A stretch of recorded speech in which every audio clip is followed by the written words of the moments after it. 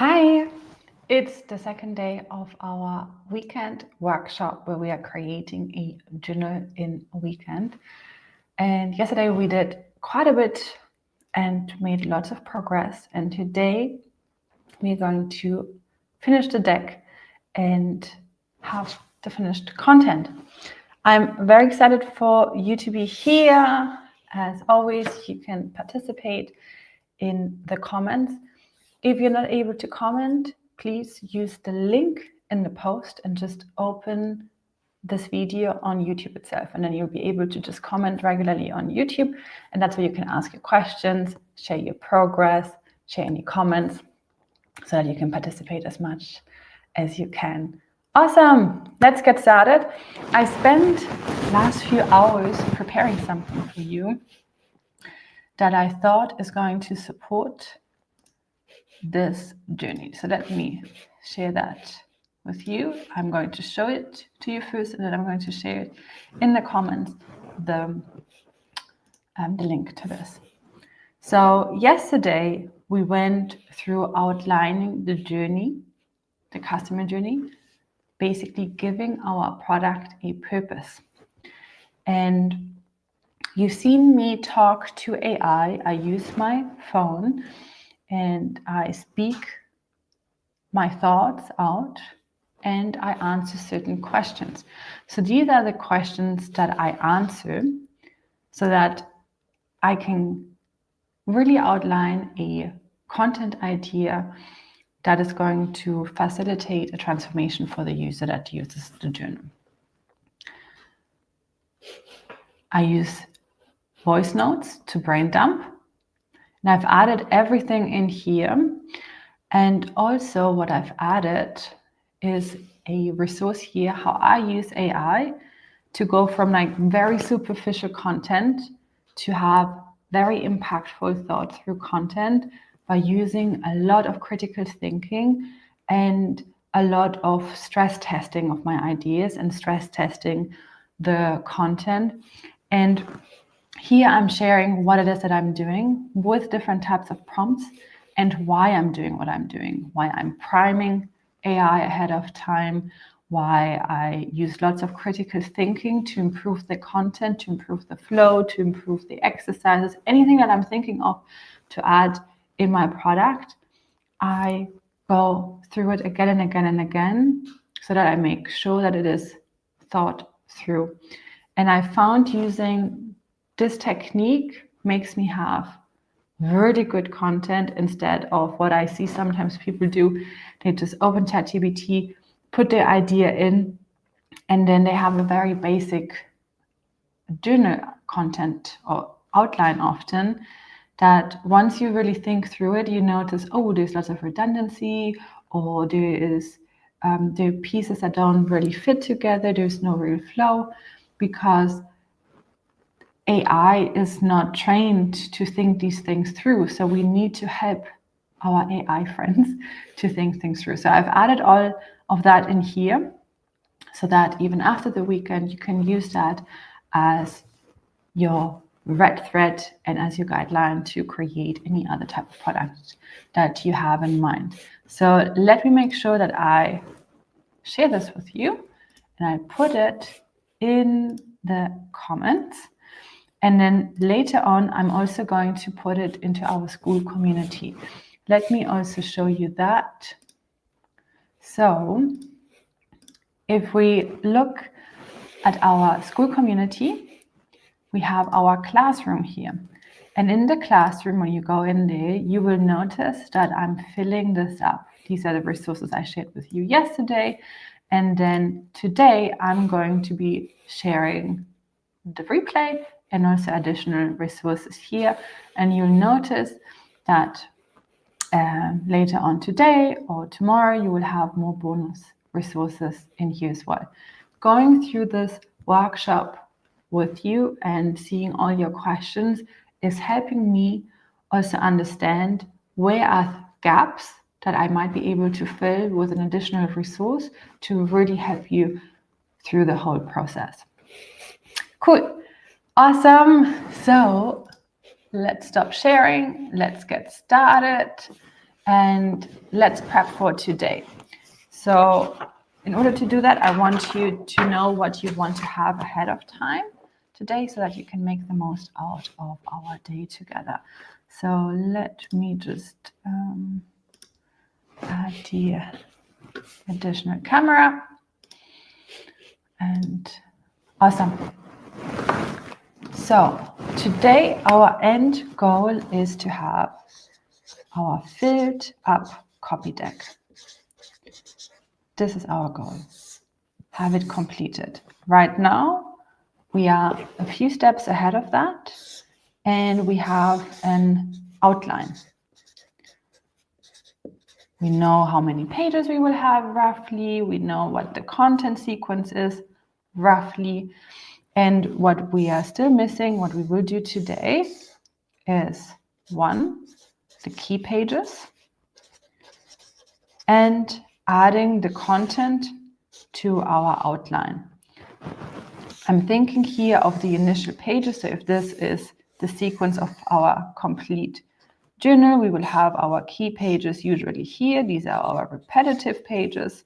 And then we have our initial foundation pages here. That's where the exercises, instructions, and all of that goes in. We already have it in our outline, but we don't have content yet. So that's something that we're working on. And then often here at the end, we tend to have like a conclusion. And we're adding that today as well.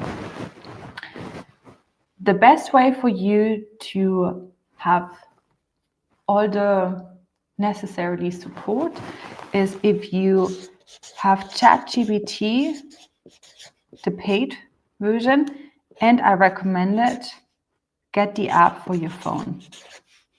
App on phone. Because that's when you can use the voice note.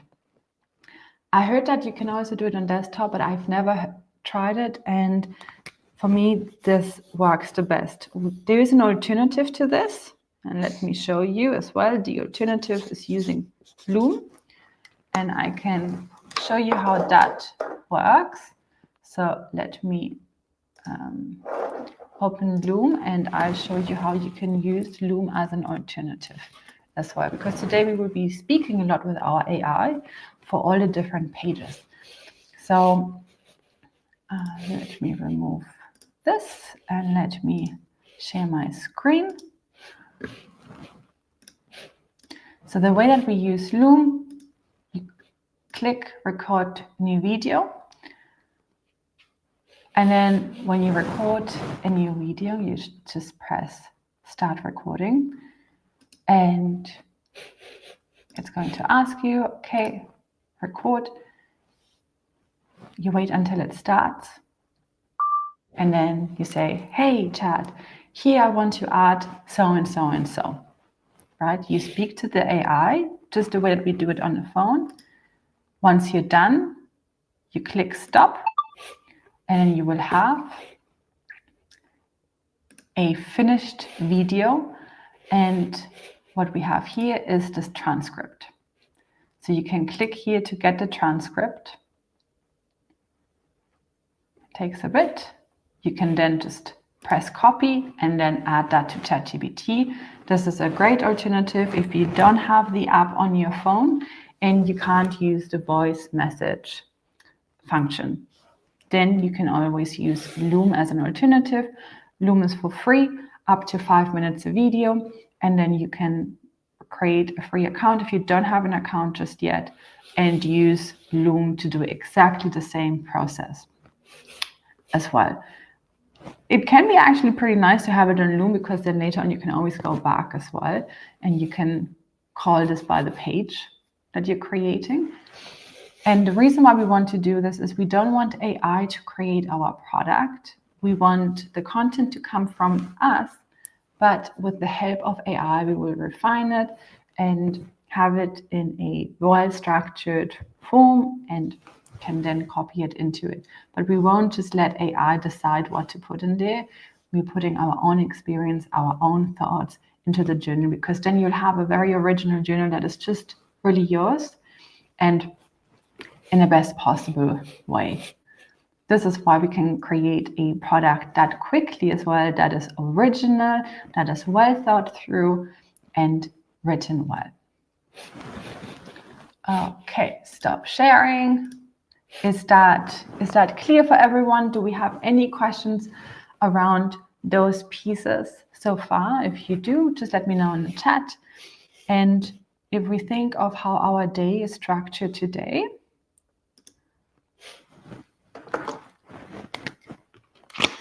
we're going to start with the outline that we have. And we're going to now pick different sections, like pick pages, and create one page at a time. You might sometimes feel stuck, or you feel like, oh my goodness, I don't even know what to put on this page. And during this creative process, this is going to be totally natural, normal. I experience that as well all the time, the resistance, feeling uncomfortable, feeling like, oh, I don't even know, and frustrated and wanting to procrastinate. What I do is then I go back to my outline with all the different pages and I just select one, which is a quicker win, so that I get back into momentum. And then at the end, I choose the hardest ones that I want to create. This is what we're initially going to do. So there's going to be a lot of co-working. I'm going to show you what I do. And then we'll have set times to implement. And then we go again together, look at, okay, what are the next sections, set a goal, start implementing. And this way, in the next few hours, we will have a lot of our content ready, because at the end of our time together today, we want to talk about the next steps as well. You want to know what's happening too, so that we can prepare well for the next steps. So this is overall our plan for today. And by the end, we have a finished content. Okay.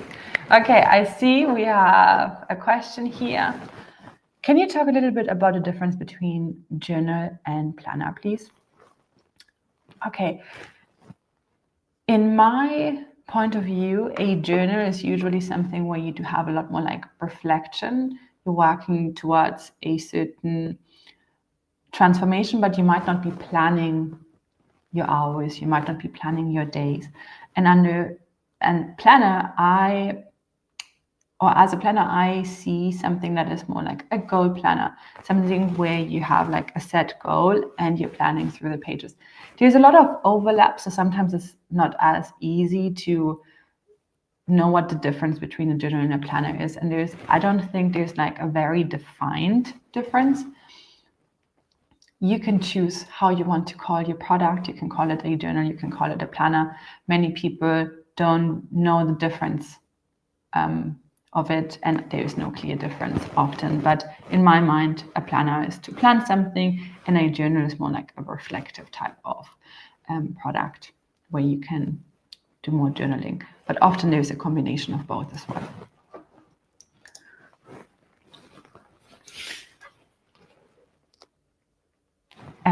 And also, I think it's dependent on countries too. So I know that you're creating something for Germany, and we don't have as much of a difference between a journal and a planner. We use other words. So we use diary mode, Tagebuch. We also use the word journal. More and more people are using that too. But we don't use the word planner as much. We use calendar more. So as you see, there's quite a bit of a connection sometimes, but I think the name is not going to be as important. I think you can always call it journal, even if you do have some planning in there as well. Michelle is saying, I call my planning journal. Yes, that's also a great way to do that. And if we sell on Amazon, usually what we do with our title, so when you go on Amazon and you look at products, you often see that they have very long names, and they have all the important keywords. So what we do, we will always add both. We will always say journal, we will always say planner, because people search for the similar things in different ways.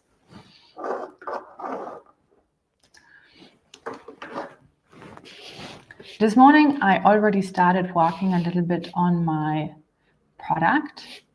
So let me get this out. Let me share my screen here again. And let's see, I can make this a little bit bigger. Let me know if you can see this well.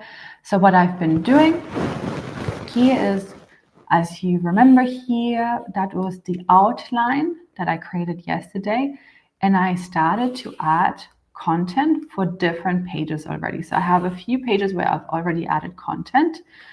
And the rest of my pages, they still look like the initial outline that I had, because I have not added the content here today.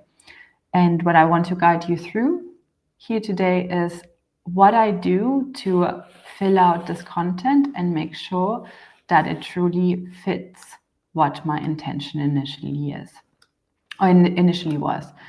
So let's do a walkthrough before I let you start with implementation as well. So let's see, I will pick whatever page I feel like the least resistance towards, and I am going to take inverted thinking. And this is a topic that I'm thinking of, and then I will take my phone. I just threw it somewhere earlier. Here. Here's my phone. And what I will do is I am going to open ChatGPT.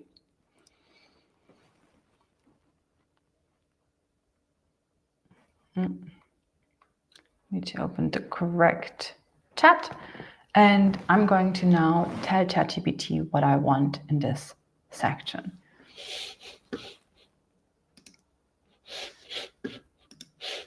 Here, I have broken down how I do that. This is basically step 5, filling the content.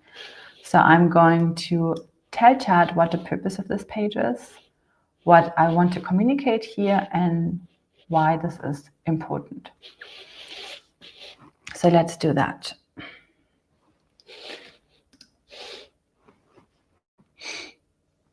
Hey Chat, I'm going to start working now on the content for the inverted thinking. And in this page, I want to help people figure out what it is that they want to change, but often that can be very difficult. And it's a lot easier for our brains to look at what is going to lead us not to change. So basically, inverted thinking means that we look at the opposite of what is going to bring us success. Our brains are wired to see the negative faster than it is for us to find the positive. So if you ask someone about what they can complain about something, usually it's a lot easier to create a list than what they find great about something.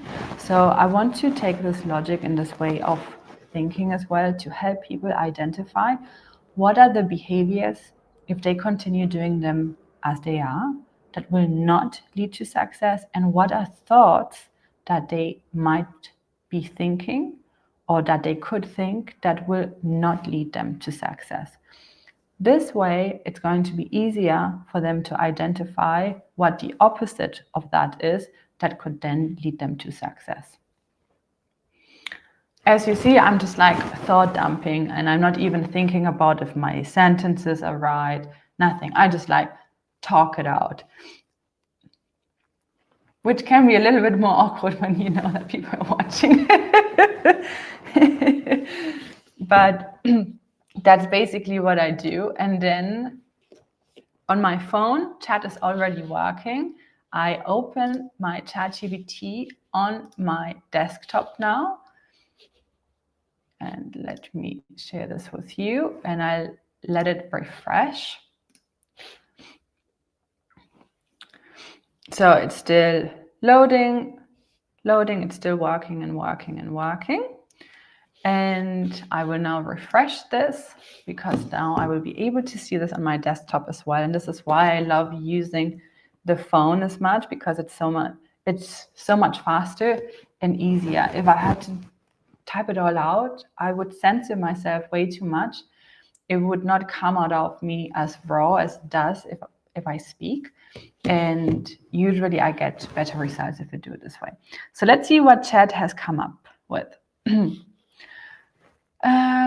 Thinking through the inverted thinking page. I love this approach. Okay, it will always compliment you. Just be careful. It will always compliment you. It doesn't always mean that the idea is thought through. It doesn't always share with you critically if it's right or not. So what does it say? It makes identifying change easier. Okay, it leverages how brain naturally work. It leads them straight to solutions. Okay, how to structure this page. Short explanation of inverted thinking. Sometimes it's easy to identify what won't work than what will. Our brains naturally recognize obstacles, mistakes, and negative patterns faster than they will find solutions. Let us use this to our advantage. Okay, not bad so far.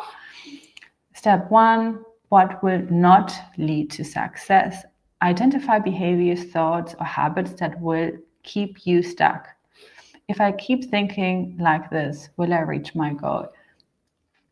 I think maybe there is a way to make it even clearer. What is the opposite? Reverse the negative into success. Okay, I find that this is not fully thought through yet, so I'm going to use the critical thinking again and stress testing the ideas. I usually never take the first thing that Chat gives me, and through the back and forth between me and Chat, that's when at some point we like hit the sweet spot and we get something we're like, oh my God, perfect. I would have not been able to do this just on my own. It's like having that sparring partner is what makes the content then great.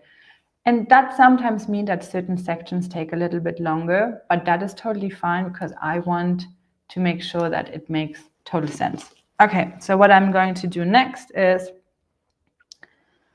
okay, Chat, I think we are on a good start, but let's stress test this a little bit more. I get the sense that this might not be as easy to fill out for people. Is there a way that we could make this simpler and more effective? So I'm just telling Chat that, and then I let Chat stress test this. And I'm just going to have this work, and then I will update it here as well. Let me know if you have any questions as I'm doing this, so that I can help you answer that before we go into the implementation of the step, because today we will have lots of implementing, less teaching, because I want you to have a finished product at the end. And a lot of this today is going to be repetition. So let's refresh this. I know it's still not done. Oh, wow, okay. It keeps going. But I can see now it's really thinking this through a lot more, which I really like. Because sometimes we have a good sense of what it is that we want to achieve, but when we verbalize it, it doesn't really share the whole picture. And I notice that that can be really hard for me sometimes, where I'm assuming that whatever I'm saying is already clear to the other person, in this case, Chat. Okay, so let's refresh. I will show now on my desktop. Okay, what did it say? Stress testing, inverted thinking page. How can we make it simpler and more effective? Potential issues. How can we resolve them? Problem, too open-ended issues. Some people might struggle with knowing what behaviors thought won't work because they aren't self-aware yet. Yeah. Solution, instead of asking them to come up with it from scratch, we can offer some common traps as an example. Okay, I think that's a good idea. Problem, thinking in opposites is still effortful. Yeah. Even if they identify negative behaviors, slipping them into a successful plan takes effort. Solution, we provide pre-written opposite action to each trap they identify, so they don't have to think too hard about it. I'm not exactly sure how we can do this because we don't always know what it is that they might write in there. Problem, making it visually simple. Right now, this could feel like a complex journaling experience. Yeah. Solution, use a clear check-off list format rather than a free writing page. Instead of long explanation, make it intuitive and action-based. Oh, that's interesting. I would have not thought about this. This is really cool. So it's suggesting to have a list of examples, and then we could still have some extra space where they could write their own thing. Procrastinating, waiting for the right time, overthinking every decision, letting. Awesome. Step two, flip the script. Instead of procrastinating, I commit to taking small, imperfect action today.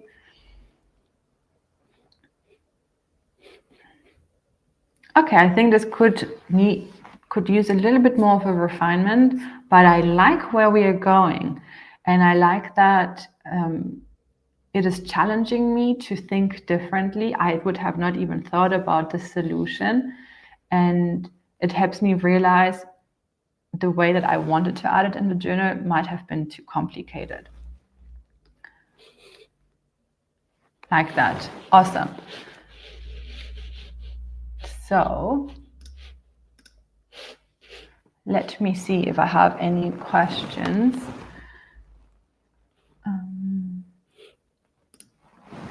Christy's asking, I just signed up. I'm trying to get my bearings. Is this live or a recording? Can I watch it later? It's live, but it also will be recorded, so you can watch it later and you can start with the first day first. It will help you have all the context and get to this point where we are now. Wonderful. Thank you, Kari. Wonderful. Thank you, ladies, for helping out. Is this part that I've been doing clear for you? Do you feel confident to test it with one page? If we give ourselves now 15 minutes to test it with one single page that we have in our content, do you feel comfortable to do that? Or is there any question that you want me to answer ahead of time? Just let me know with a quick yes or no. Yes being yeah, ready, no being not ready yet, because then I can. Awesome, we have a yes here. This makes sense to get started. Wonderful. How do we know if a page is good enough? I feel you could go on forever. I think that's a good question.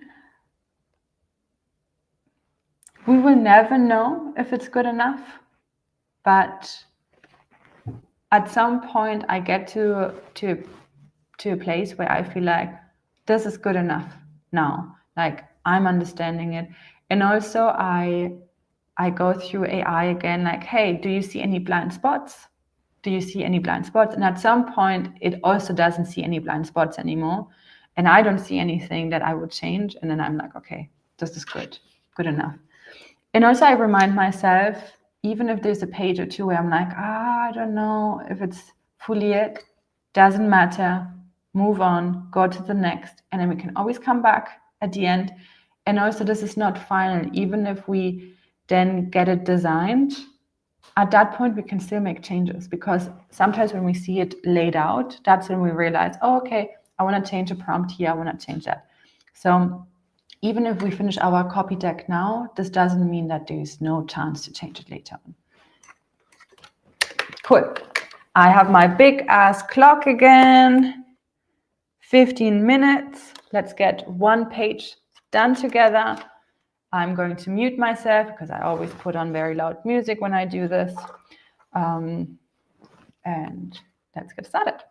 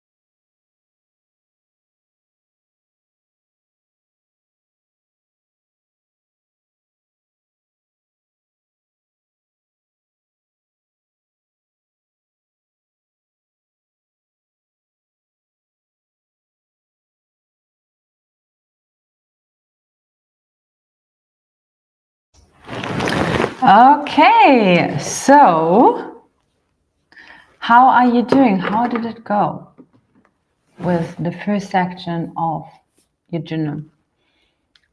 Or different, not section, page, the first page that we filled out. Did it go well? Let me know in the comments.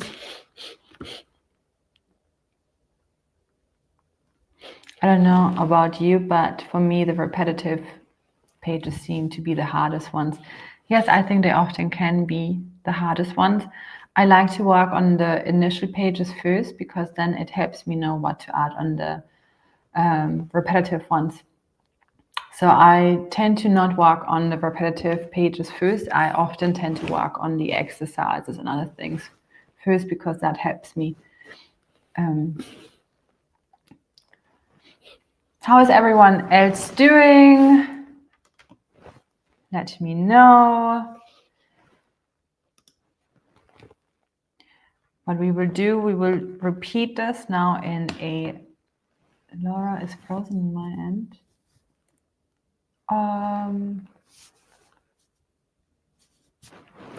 Can the rest of us see? Okay, good. Good. So yeah, what I have done, I can share with you what I've done. So let's share this. Share screen.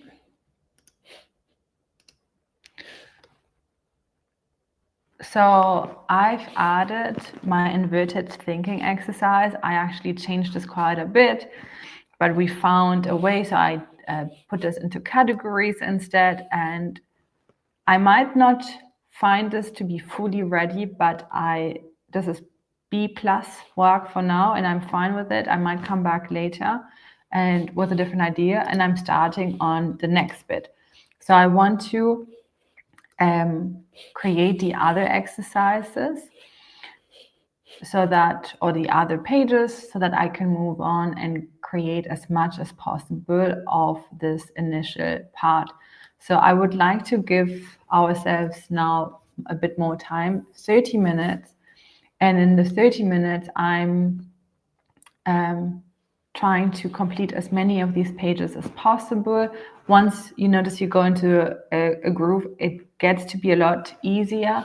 And also what you can do is, instead of going purely page by page, I sometimes go 2 pages, 3 pages at a time with ChatGPT to make sure that it's all still in flow. I find that can also be easier. Everyone is going to have a different amount of pages. I tend to have quite a bit, and I'm seeing that I have quite a lot, but I find that they are important for the transformation that I'm trying to create with this product. I think they are needed for context. So this is why I'm keeping the structure this way. You might be faster than I am with these sections, but what I would say, let's take another 30 minutes, unless there's any questions that you want me to answer now. I'm happy to do that. Let's see. It's an exciting start, and using chat shows me where to dig deeper. Very good, Penelope. I think the pressure to get those repetitive pages feels a bit higher since there are more of them, and once the user will see, I can't even read anymore. And the ones the user will see the most. Yes, I totally see that as well, that the repetitive pages can add a lot more pressure, but also I find that once you have the other sections, you will notice that some parts of the repetitive pages will be just obvious to you. They will be like, oh, that makes sense. This has to be there. That has to be there. And that's why I usually create those pages after I have the initial part, or I go back and forth. So I might note down, oh, I definitely want to add this on my daily page. And then that's all that I have. And then I go back. So I will move around a little bit, especially if I notice that while I create something else, I have an idea of like, oh, we should add that to the daily page. Okay. How many words in each section approximately? That is a very good question. So I think in pages, I don't want to have more than roughly 200 to 250 words per single page. That's what I'm aiming for, roughly. Sometimes that means that instead of having one page, I will add a second page. In my case right now, with the outline that I have so far, I still have quite a bit of room to extend my pages. So I'm aware that I have planned this a little bit tight, and I've noticed this earlier as well. I'm like, oh, I didn't plan enough space. And I'm just adding more pages because I only have a total of 202 pages. So I know that I still have quite a bit of room to add pages, add filler pages, bring a little bit more space in the beginning.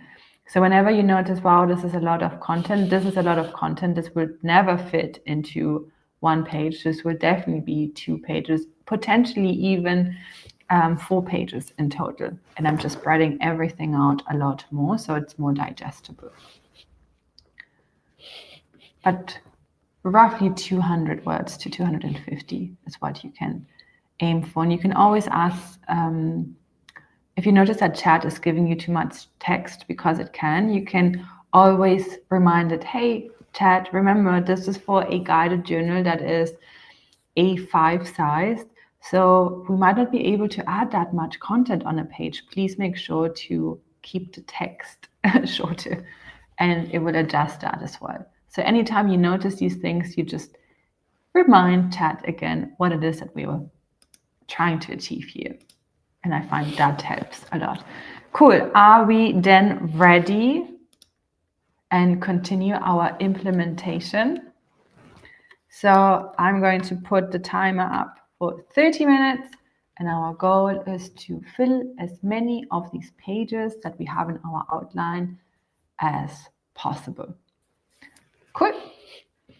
Then let's get to work.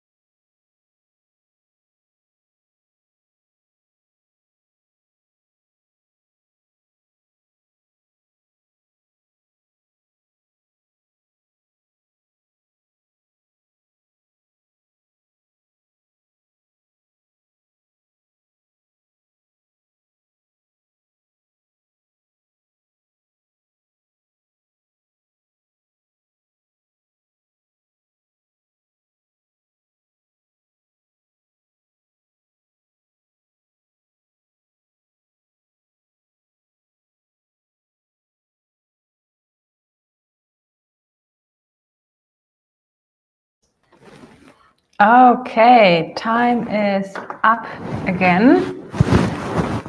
How are you doing?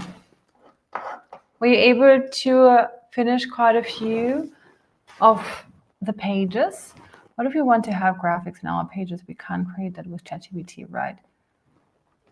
I don't actually know the legals about that. I think if you have a pro account that you do potentially have the rights to use ChatGPT as well, but I'm not entirely sure. I would check. Actually, you can. I would check with ChatGPT if you have commercial rights to use those images. Otherwise, I would always ask and talk to the designer. If you have like certain ideas, you can always use ChatGPT to have like an example of what you want to create in there. But I do think, because I see so many businesses using AI images, that I think with certain accounts you are allowed to do it. Okay, wonderful. So please give me an update. How are you doing? How are these pages coming together? Any help that you need? How is everything going? Time passes very quickly when we are focused. We are already almost 1.5 hours together. Isn't that crazy? Doesn't feel like that at all. But I just can't wait to get this product out. There have been a few moments where I felt now very frustrated, where I'm like, Tad, you're not understanding what I want. Like, yeah. But I'm just excited about this. Okay, we need more time to finish more pages. Yes, I agree, me too. I stopped in the middle of one page because this clock again started ringing. Then let's get another half an hour to finish more of these pages. And today we won't have as many breaks. If you need to take a drink, you need to go to the restroom, obviously you just do that whenever you want. And let's just get as many as possible done. Does a table of content come behind the welcome letter? I personally like that behind the welcome letter. I like the first thing to be the welcome letter, but that's my personal preference. I've also seen a lot of products that have the table of content first. I do, however, create the table of content later once I have all the content lined out and know it. But yeah, you can select either way. Whatever you find more appealing. Awesome. Well then, let's set this timer again for another 30 minutes. Let's continue creating a few more pages. And we will have roughly 1 more hour to create these pages, and then I would move on to the key page so that we have enough time to do the key page together as well and create it. Okay, let's see. There's another question. I have a draft of my guide, so I used the time to create a cover. I think I really like it. I use AI to help put my vision together. Awesome. Beautiful. Very nice. This is the goal. We want to get as much done as possible so that by the end of the weekend we can celebrate. We've got the product out. Awesome. I start at 30 minutes again, and I will mute myself again, and let's continue work.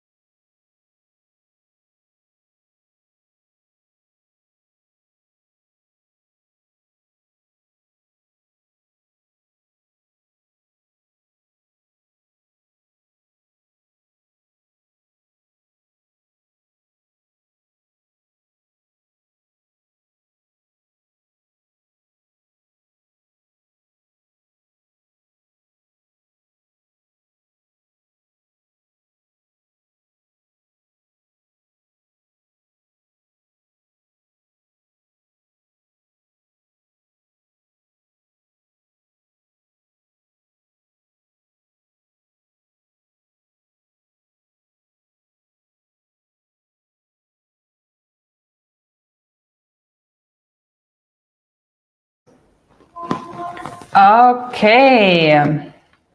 And now 30 minutes are over. Let's see.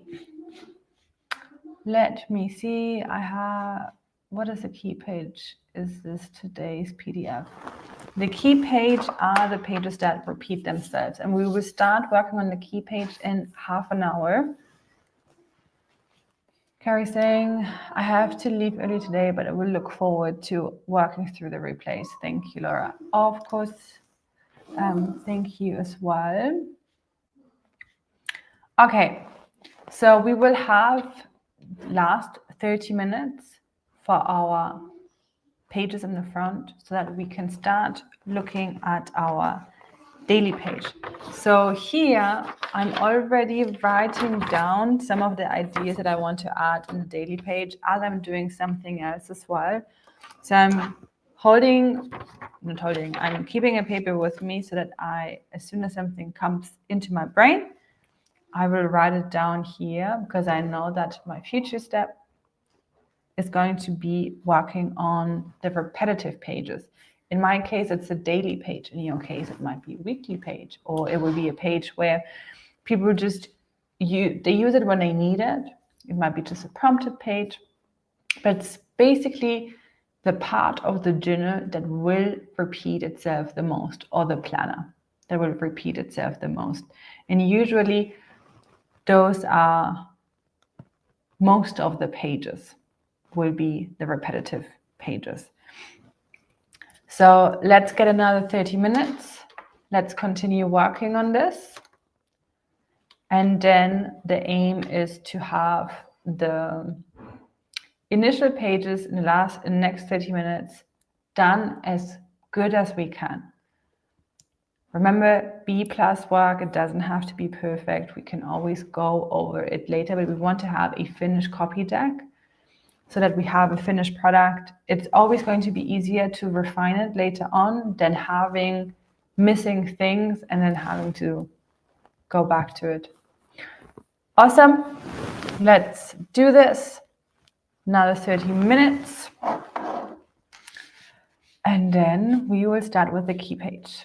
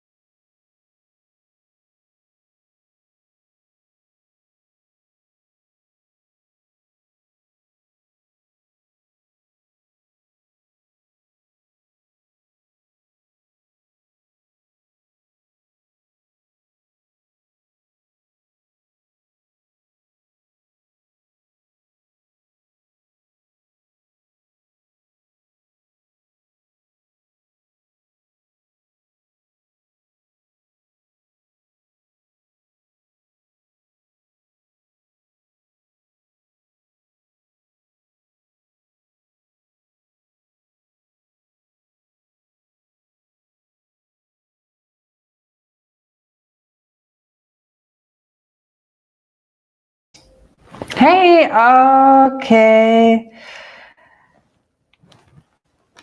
We are ready now. What is this? Katharina, can you check my DM to you, please? I can check that.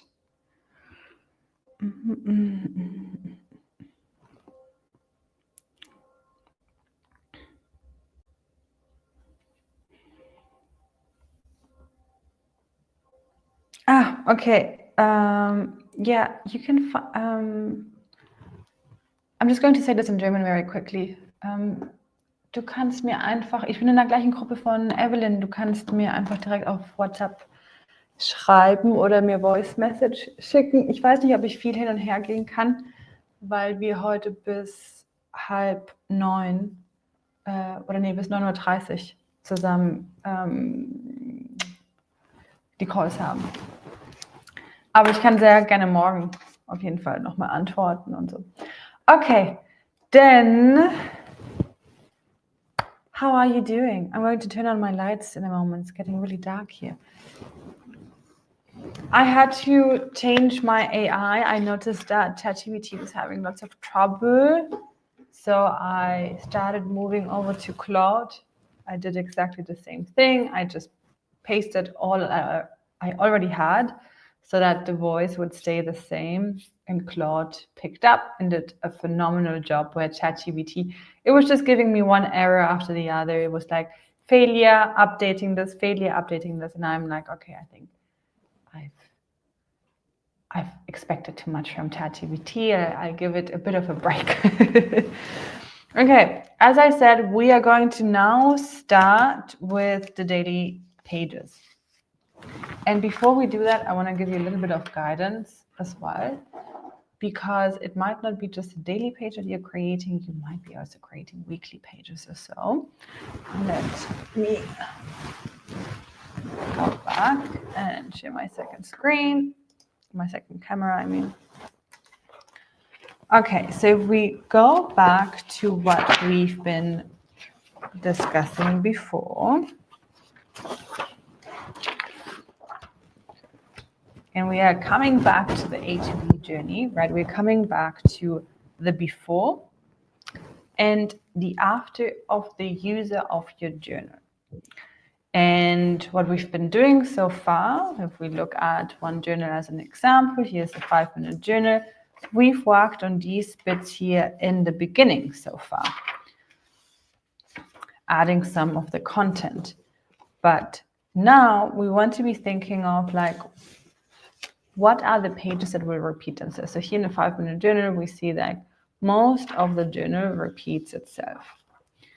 And if we look at how this is supposed, to be used by the journal user, we see we have 1 page per day. We have a morning part and we have an evening part with a new quote every day.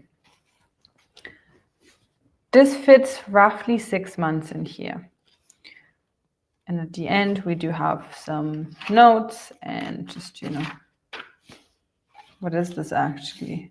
Congratulations. That's like a conclusion page. We want to be thinking of our pages that we want to add. By this time, you most likely already know if you're having 2 pages per day, if you have 1 page per day. If you don't really have a sequence, you might have a journal where there is no need for a daily entry, but you rather have like similar to like different sequences of things. So maybe there's like 10 prompted pages for one topic and there's 10 prompted pages for something else. That could be as well that your repeated pages might not repeat themselves, like the prompts might always be different ones, but the type of page is repeating itself. A lot of these pages have commonalities, right? You'll have a date, you have a layout that helps you get guided throughout the day. Here we also have a different type of daily page. It shows what day it is in like day 81 of 90 days. The date, something that will help them with nervous system regulation, prompts that they can use. And they have one page per day. And then we also have another type of repetitive page, which is a reflection page. Oftentimes when we think of the repeat pages, we do have either one page that repeats itself throughout the book, one page. Some of us will have a spread where there's 2 pages, page 1 and page 2, that are used together in one session, in a day or in a week, or just for the journaling session. And you might have another spread. These could be reflection pages that might come in weekly, that might come in monthly, maybe every 5 days, every 10 days. Whatever sequence you thought about that works for your customer journey. Because these are going to repeat themselves, we want to think of like, how can we make them easy to use? And how can we have prompts in there that either can be reused, or do we want to switch it up every few days as well? That's also something to think about. The way that I decide what to put on the daily pages is that I keep coming back to the A to B journey and think of, what is it that they need to repeat? What is it that they would want to practice? What is it that will benefit them if they did that every day? What would benefit them if they reflected on that each week? Sometimes when you have a planner, you can have a habit tracker here, right?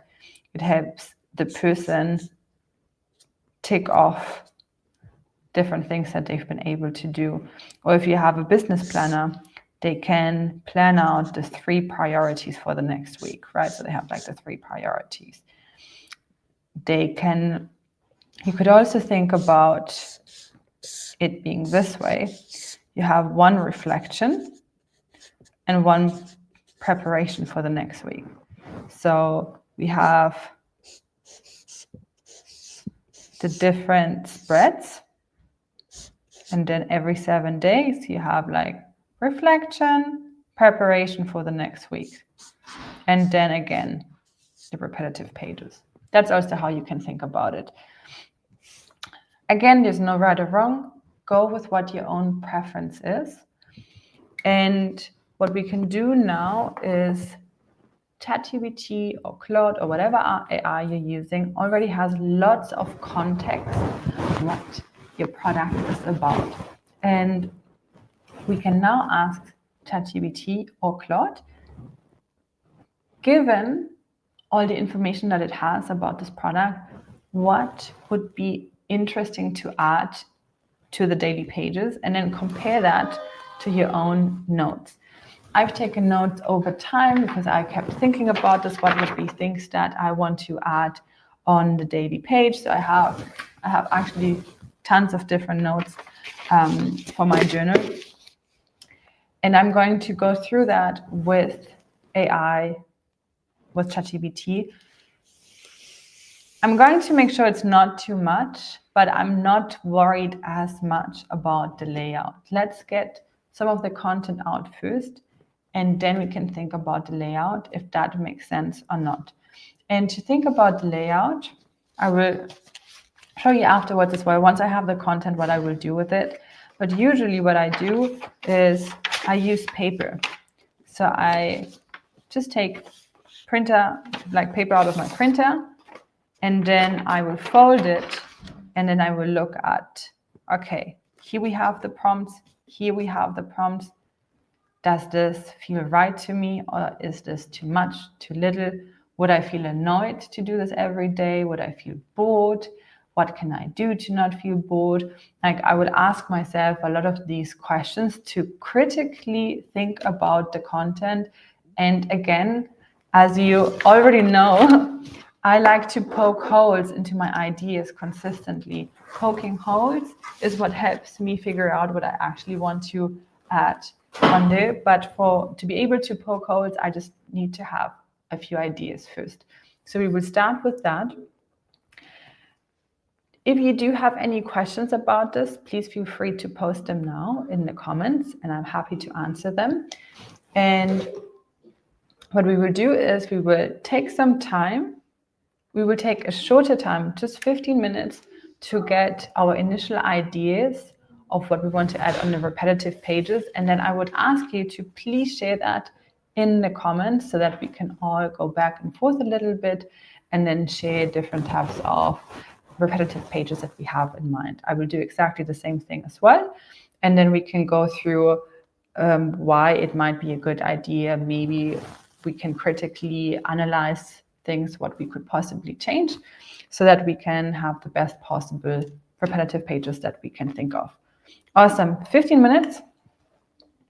And then let's get going.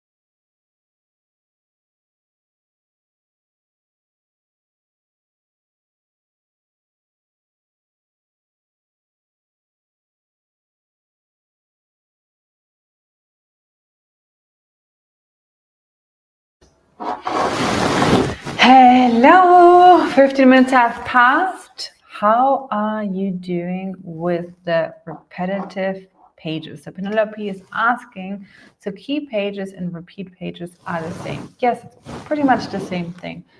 I often call them key pages because they are the biggest part of the journal and often the biggest key of the transformation as well. So they are the most important ones often. I'm watching this video that you sent me your reference, being in a collective together. Yes, Laura, I'll be able to explain that in a separate post. I can put it then in the community as well, so that others can also understand that piece.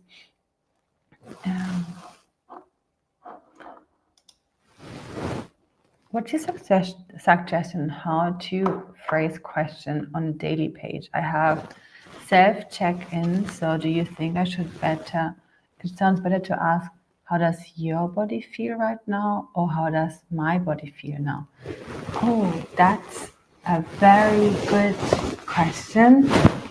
And it depends a little bit if you want the journal to feel like you are talking to them, you are guiding them through, or if you prefer them to feel like they're asking the question and they can hear themselves in their mind asking themselves the question. There's truly no right or wrong. Both does work, and both we will see in the market. I personally, what did I choose? I chose, because now that you are telling me this, let me see what I've chose. I'm choosing my perspective. So in my prompts, I have always I, my, and so on. But the only thing that you want to make sure here that it stays consistent, you choose one if it's you or I, and then try to stay consistent as much as you can.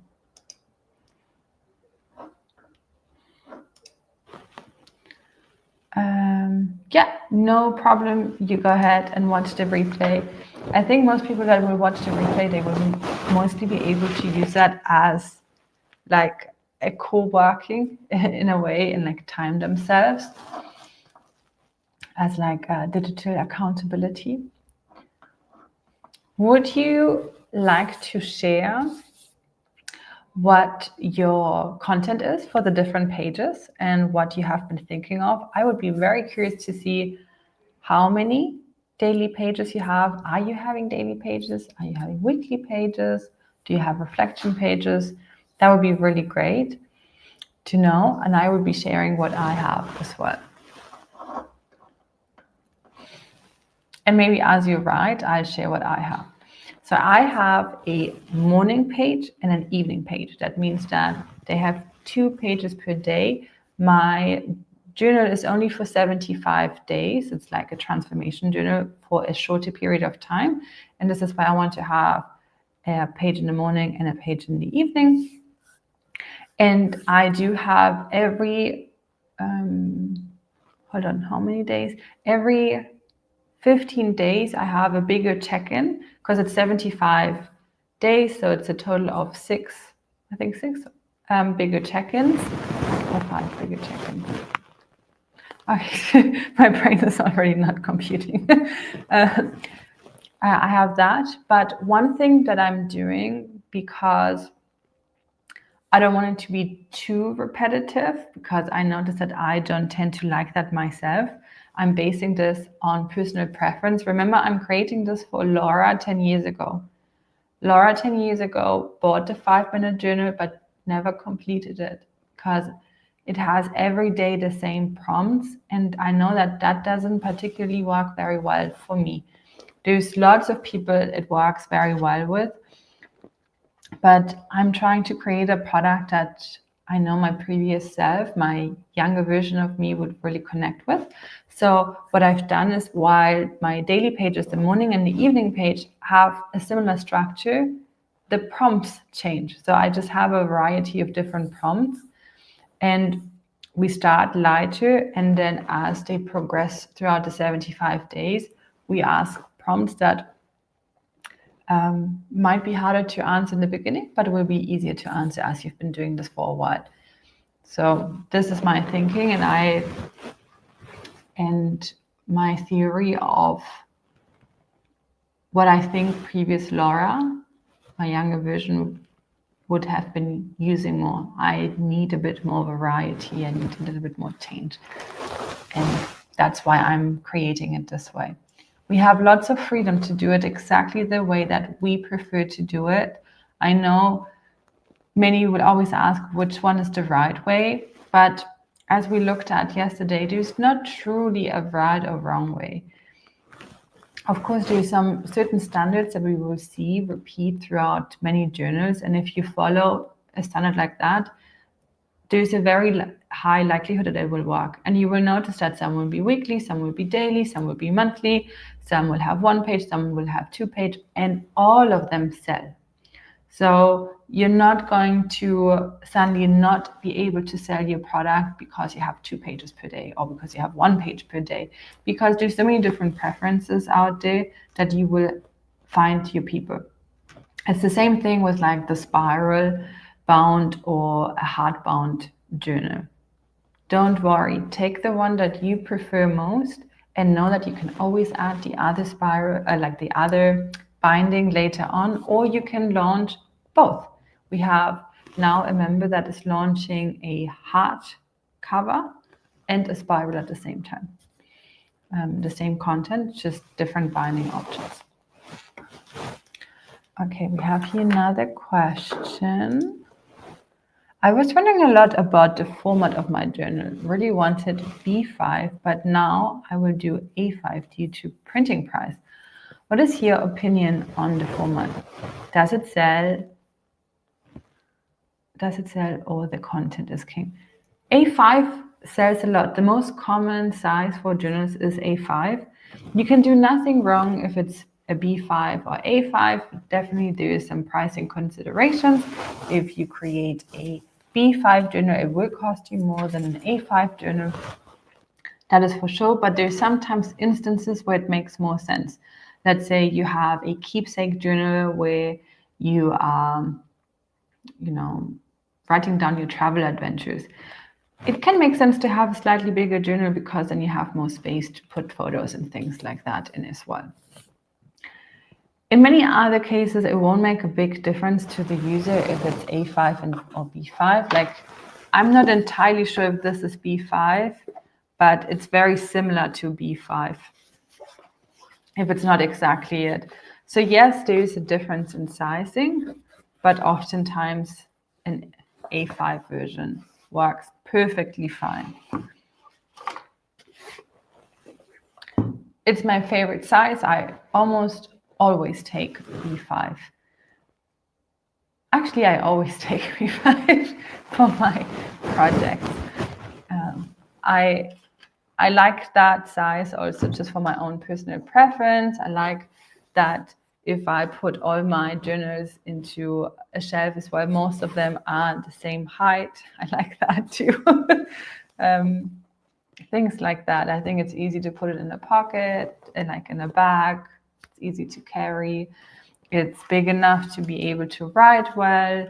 It's not that big to feel overwhelming. So I think there's lots of reasons that speak for it. And when people purchase it, especially online, they don't really notice the difference anyway until they receive the product. So sometimes they will tell you when you have bigger sizes that they were surprised they didn't expect a bigger size. You would always want to like point it out on, but it's not a make it or break it situation if you take a smaller size journal, that's for sure. Can we have a quick check-in? Where are we? How is everyone doing with their pages? What is still missing?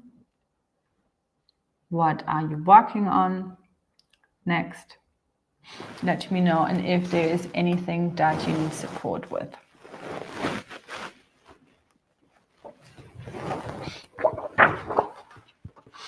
I'm going to just very quickly.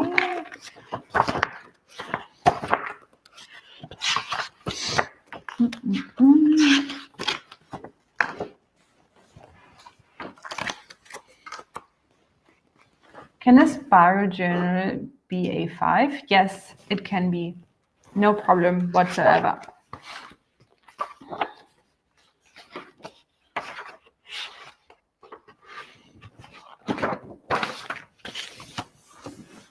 Not a problem at all. Okay.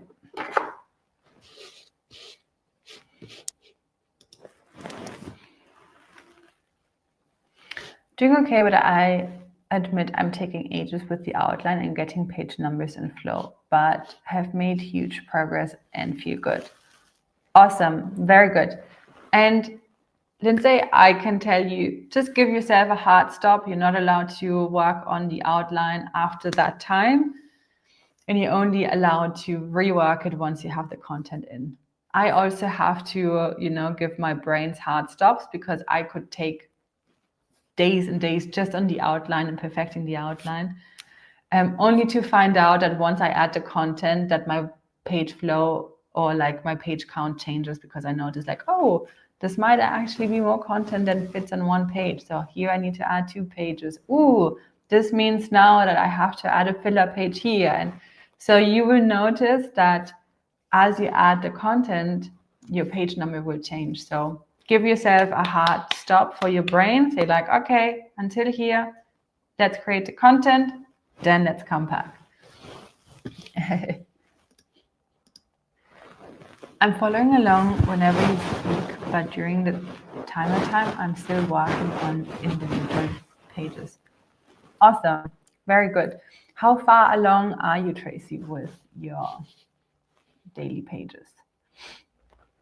From my end, if I look at how far along I am, I would say I'm at like 70% for the initial pages, and the key pages I'm like 80% sure. I might want to change something. I'm also A5, daily pages over 2 sides, alternating the prompts, as I too love this. Awesome, really cool. I'm done with the pages before the repetitive pages. Well done. I would start working on the first repetitive pages next. Very good. Good job. Oh yes, Parkinson's law is a thing. It definitely is. Definitely is.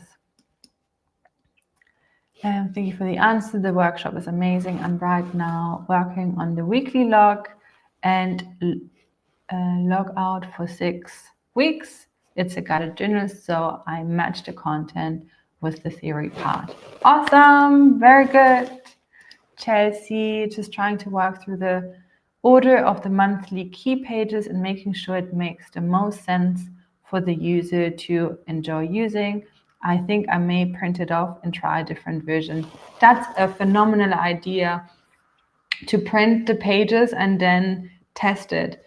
I'm currently doing a collaboration with another person in the content creation space, and I'm creating products for her. And what we do is we just print what we've designed. So we have like a sheet, and I just test it. So I've been testing the product for a few days just to see if that makes sense. And once we have our content done and we have our key pages, it can make sense to just test them for a few days if you want to make any adjustments before you send it off to a designer.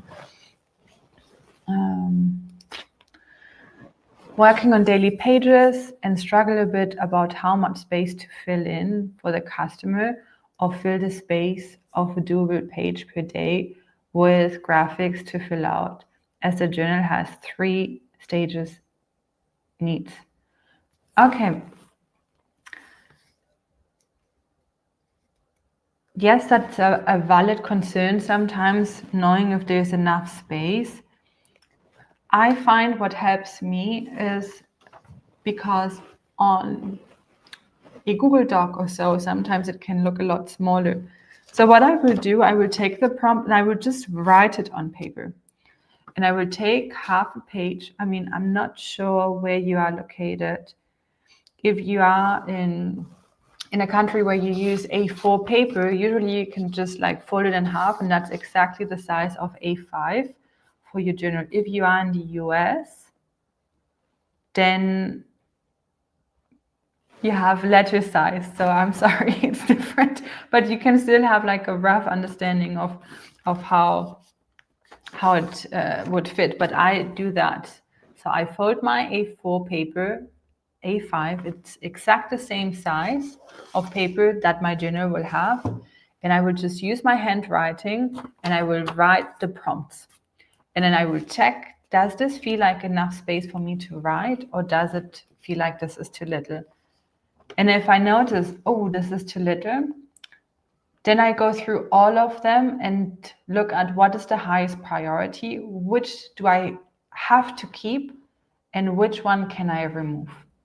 Or if I don't want to remove any, is there a way for me to phrase the sentence in a shorter way? That's the approach that I would take when I'm not sure if it's going to be too much or too little.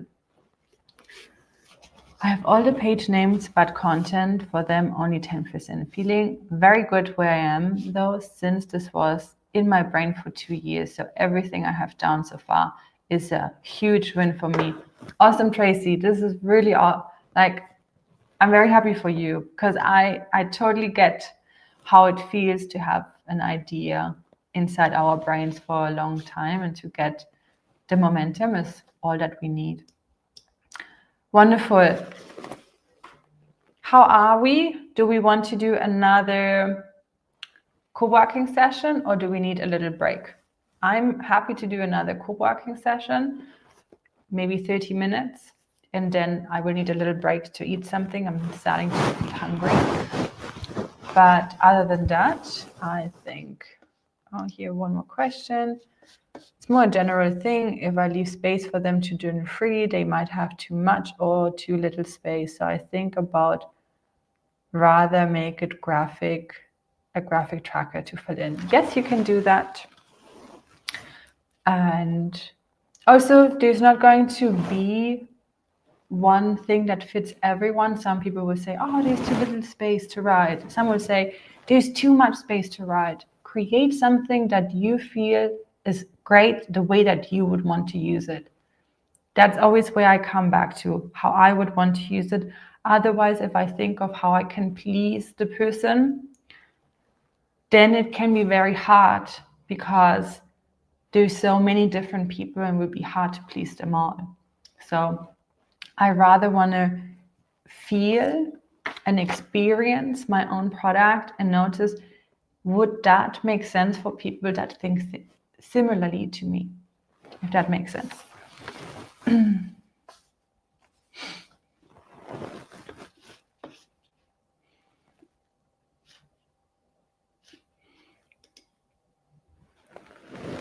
Katharina has a question, which I missed the first part.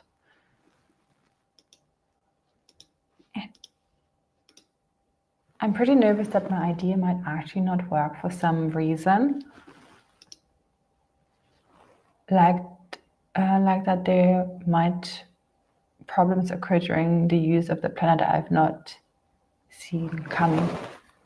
I feel you. I also feel that.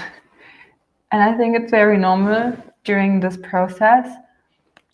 What we can do is we can do it to the best of our intentions. And what I find very helpful is open other people's planners. And once you see other people's planners, you're like, oh, okay, I can do something like this. This is not going to be like they don't have it all figured out and we don't. Like often when you get other people's planners, you notice that they have a lot less in there, or they're a lot less special than you initially thought they are. And the best way that we can make sure that we truly didn't oversee anything, that we truly didn't think something through that we didn't see coming, is by asking AI again if there's any blind spots that it can pick up. And if ChatGPT is not seeing any, then take it all, move it to Claude or move it to somewhere else.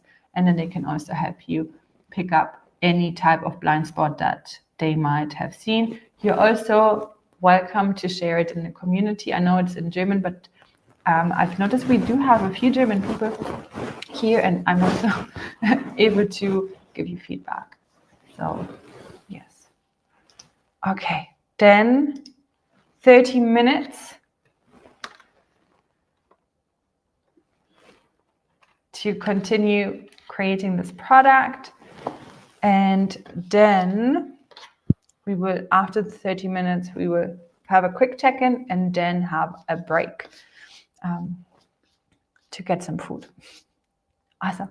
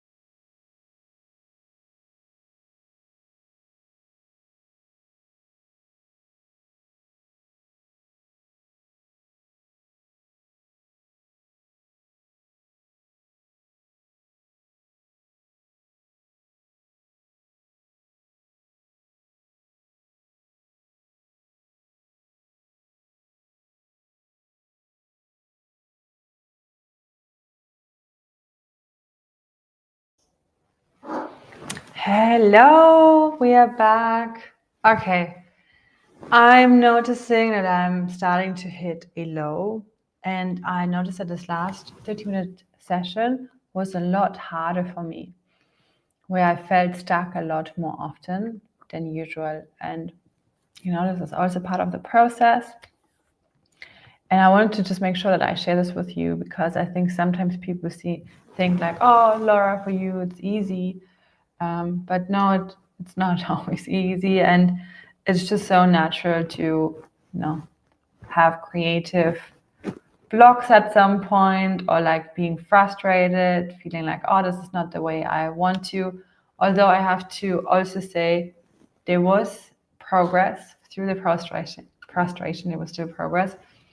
But I noticed I need a little bit of a break in a moment. So I'll answer a few questions, and then we will take half an hour break just to get, I eat some dinner, and I'm not sure you all are in different time zones. So you might also need a little bit of a break, and then we can come back. Okay, so let's answer some questions here. Christy, I just joined today and missed yesterday. Are you suggesting we use Canva to design or hire a designer?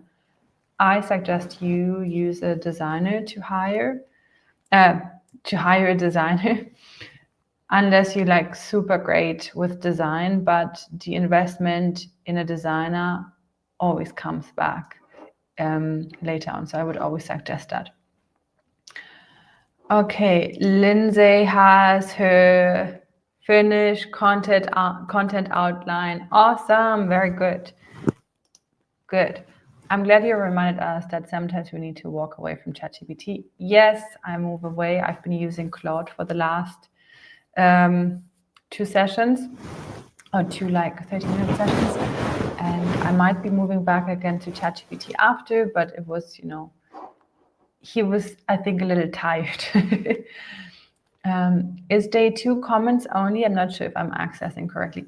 No, it's not comments only. It's just that we do a lot of co-working. So as soon as you see the timer on, it's that we are doing focused work together, which is why you don't see me talking. A general question about shipping, because I'm planning to have 2 journals in one. One will be A4 size to allow plenty of room for free flow journaling, and then the other one will be A5. You definitely want to make sure that it's well packaged in a way, because that could lead to more damages, and it could make it a little bit harder since they are different sizes. I wonder if there is a possibility of having the main journal being the A4 size and then adding like a thinner guidebook. Let's see if I have any type of example laying around here. I showed one yesterday. I'm not sure if you've seen that. Let's see. Here we have like a thinner guidebook, something like this. Would you be able to add something like that instead? Because then if it's like a heavier journal, it will be a lot harder to keep it together without potential damage. This would be my concern. But if it's a guidebook, I don't think that there is necessarily a concern. And also there's a possibility of putting a sleeve around your A4 journal and then this being part of the sleeve. This is probably the approach that I would take if I was you.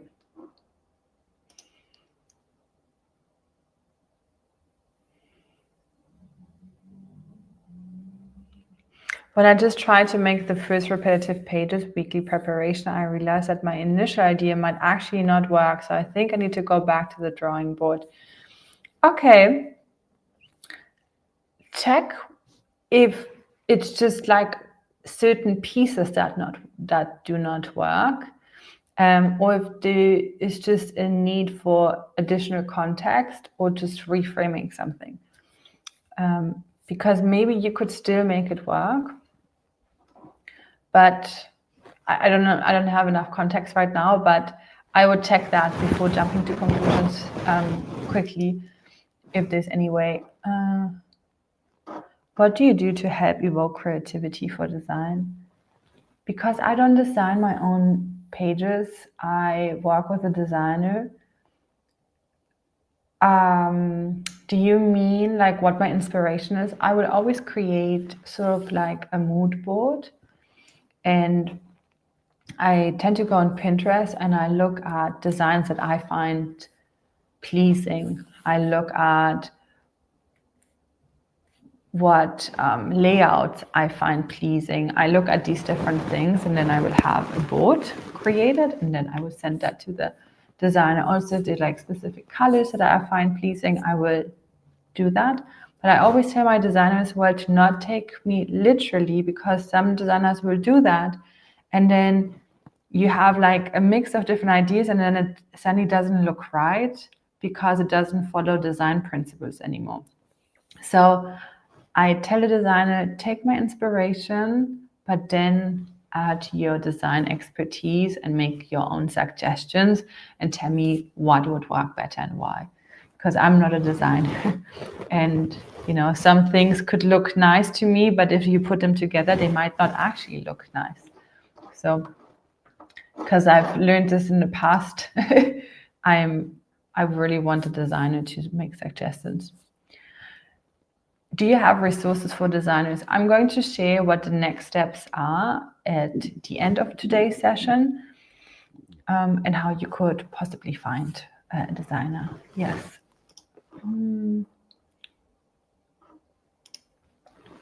Could I ask the typical weight of paper is? What would be the heaviest? So there's lots of different types of paper, and you could go pretty heavy. It depends on your topic. Like if you only have 100 pages and they're meant to be super thick, and it might be like an anniversary journal or like a special occasion journal, it could be 150 GSM. But a regular journal that doesn't bleed through is 100 GSM.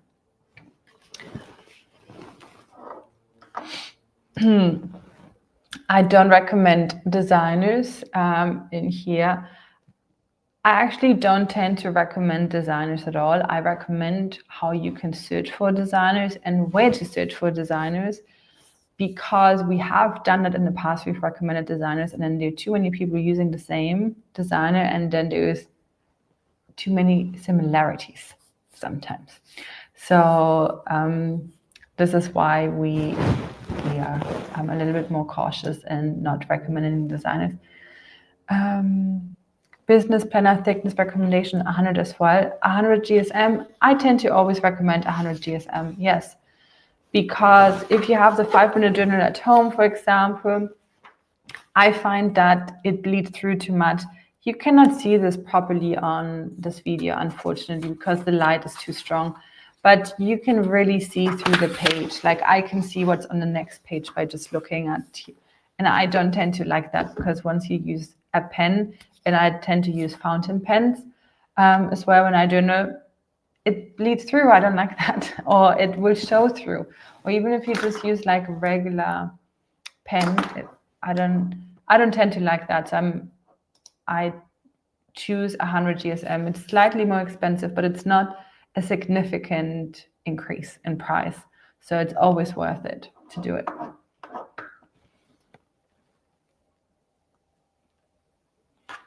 What is the general market right now in your eyes? More like premium price or something like medium priced, but selling more copies?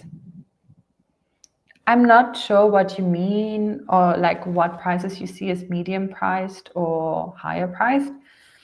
I mostly sell products online, and I aim for prices between $20 to like $40-ish, and it depends on the topic.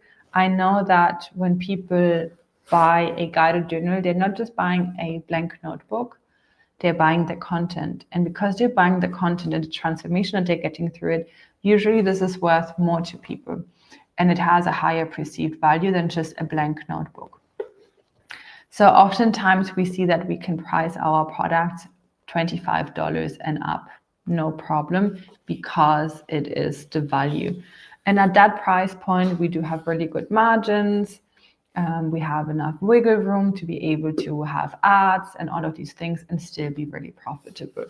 So this is what we tend to do. And this is also why we add, like we put such focus on creating transformation and we put so much focus on the content, because that's truly what's selling the product. Of course, a nice cover and all of that is important, but that's not it. People are buying what's inside and they are buying what they're hoping to achieve with this product.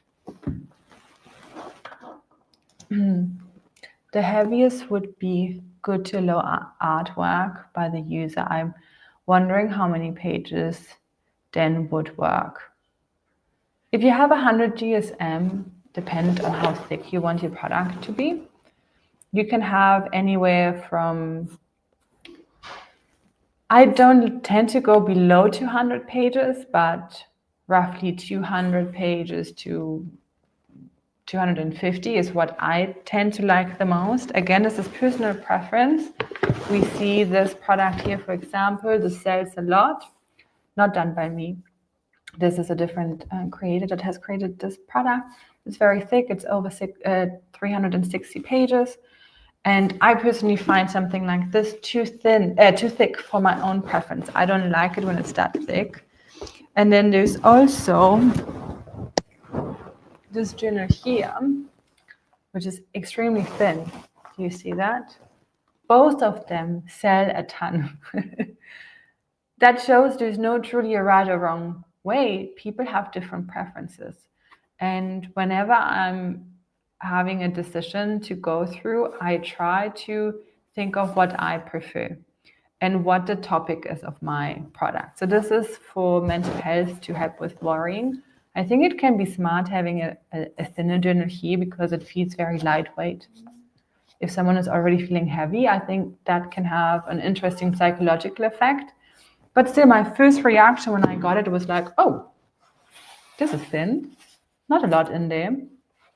So that's why I personally prefer 200 plus pages, because I feel like that's a nice, at that point you feel like, oh, this has some substance, this is great, doesn't feel too heavy so that it feels overwhelming, because very big and very heavy products can feel sometimes overwhelming.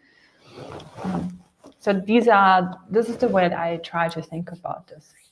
But I always come back to my own preference. I want to have a product that I personally love and where I don't compromise too much, knowing that there will be other people that will resonate with that product as well. I don't go overboard. I still try to stay within like a range where I know like, okay, this is a standard range. I'm not going to now put like skulls on my hair on here, or do like something that is totally unusual. Like I tend to go for like minimalistic designs. I tend to go for like classic designs that I know are timeless. And then when it comes to the content and to the pages, I go for my own preference so that I have an aligned product, because I've not done that in the past. In the past, I have gone into people pleasing and I've created products that I thought, okay, I think I need to add this and I need to add this, even though I personally would never use it. And I just added a bunch of things thinking that this would make other people happy. And it actually didn't work out that way, because people then pointed it out like, wow, this doesn't feel like this is like this all belongs together. This feels a bit chaotic. And it was because I was just trying to think like more is more. And I'm just like, come, let's just add a lot of stuff. And this is when I decided for myself that I'm only going to create products that I'm truly aligned with from then on. Even though that product sold, I think, over 45,000 copies, still, I didn't feel proud anymore. Even though it was selling, I was like, oh my goodness, for the future, I'm always going to create something I'm totally aligned with. And this was a bit of a rant now, but a long thing. Would 150 weight be, say, 100 pages? Possibly. I don't have 150 weight.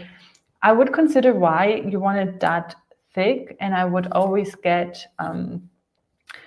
to a stationery store and look if you can find something in 150 GSM just to feel it and notice it. And also, yeah, I would do that before getting a sample.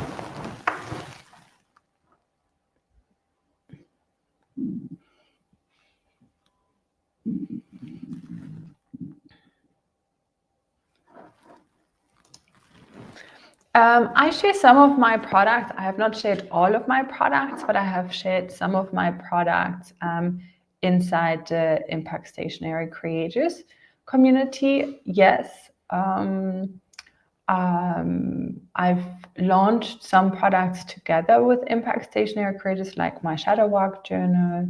I shared a lot about my ADHD journal. So I've shared quite a few over the time. Yes. Okay, Leaves, I would take a quick break and then I will come back in 30 minutes and then we can continue with the next steps. I want to make sure that you know what the next steps are from here as well.